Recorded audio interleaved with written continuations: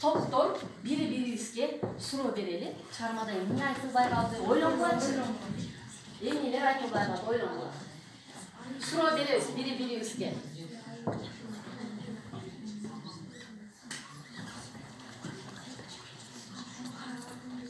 Элнурдун суроосу даяр экен, угабыз. Турусбектин апасы Жош акылдуу адам болгондо чыгарма кандай аяктамак? Элестетиңилер. Эгерде Турусбектин апасы Жош аял болгондо кандай болмок деп сүйлөп айткылачы. Жылдыз жооп берип көрчү. Эгерде Турусбектин апасы Жош болуп күйөөсүн түшүнүп, жолдошун түшүнүп, аны сыйлап, аны жакшы жакка өндөгөндө, жолдошу да мындай жолго бармак эмес. Түшүнгөндө жолдошу дагы андай жолго бармак эмес дейт. Сен Элнур кандай дейсиң? Жооп турабы? Тура элеби?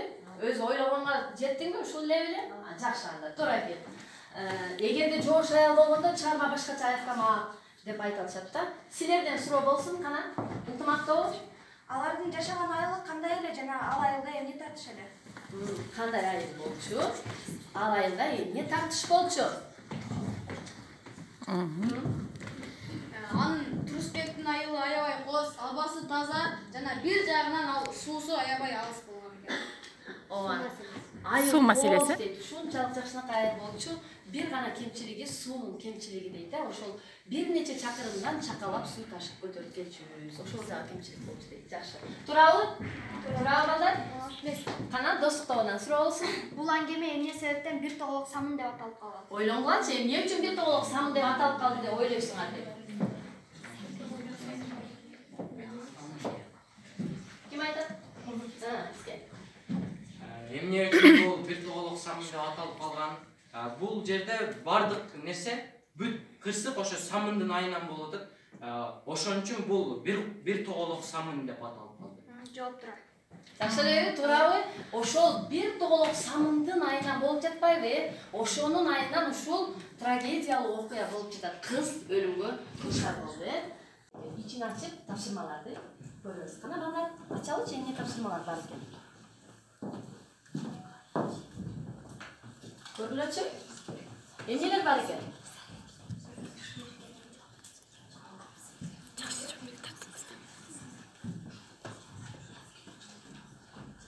Эмнелер бар экен? Көкөр бар экен?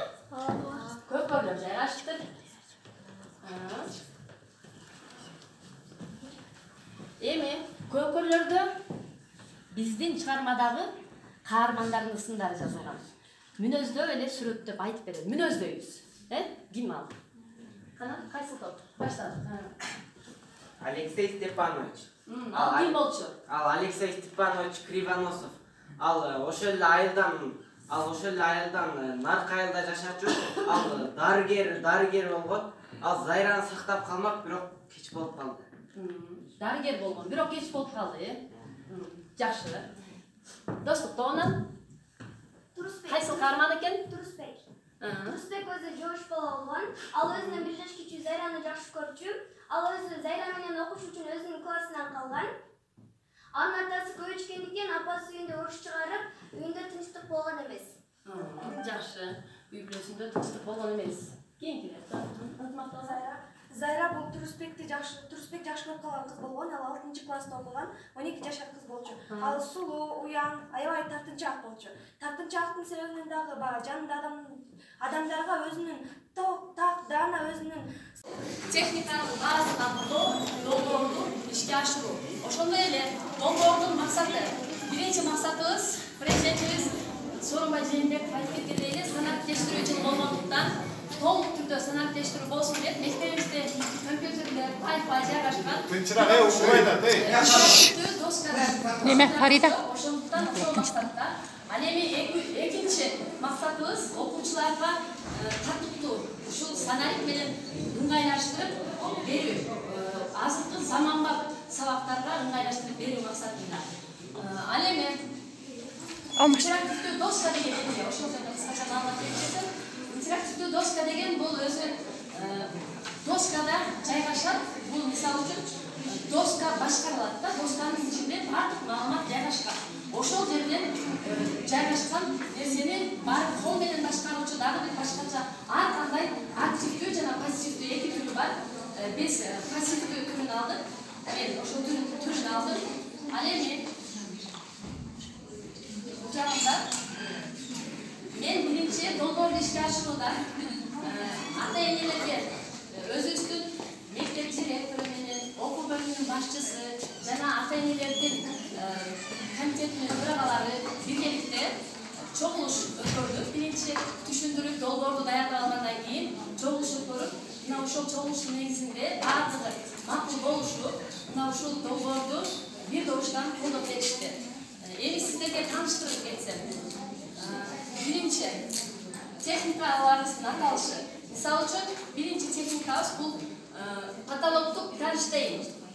Көрүп тургансыздар, бул бир дана жазылды, баасы 1089 сом турат экен. Ал эми экинчибиз, мына сиздер көрүп турган проектор үчүн экран Deluxe DLST форматындагы бир дана 3384 сом турат экен. Баасы бул да бир дана алдык. Ал эми үчүнчүбүздө проектор Optima.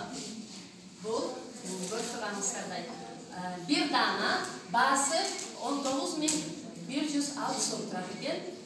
Бир да жазып алдык. Ал эми төртүнчүсүндө презентер лазерлик көрсөткүч. Презентер лазерлик көрсөткүч бир дана жаздык, баасы 1840 сом турат экен. Ал эми кийинкибиз, бешинчибиз, атайын мектеп үчүн интерактивдик доска электромагниттик. Ушул нерсени даярдадык. Жыйынтыгында 46115 сом болду. Ар бир ата-энеге мектебибизде жалпысынан 320 окуучу бар. Ар бир ата-энеге бөлүп караганыбызда 144 сомдон тиет экен. Баардык ата-энебиз колдоду, буйруса жакында ишке ашат. Кардай жаштары турганда гүлдөрүп эгемендүү Кыргызстандын.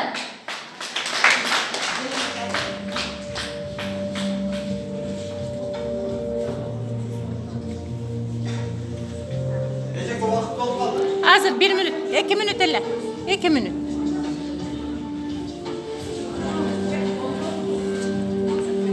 Kırgızmın, kırgızımdı partayımın.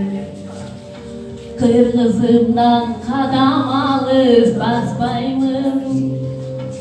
Kanım kırgız, canım kırgız, bolgon son. Bütün öbür kırgızımdı daktayımın. Kanım kırgız, canım kırgız, bolgon son. Bütün öbür kırgızımdı daktayımın. Aman ey aman, yeni bir zaman, olsuncu kırgız, yeni bir zaman. Aman ey aman, yeni bir zaman, olsuncu kırgız, yeni bir zaman. Olsuncu kırgız, yeni bir zaman.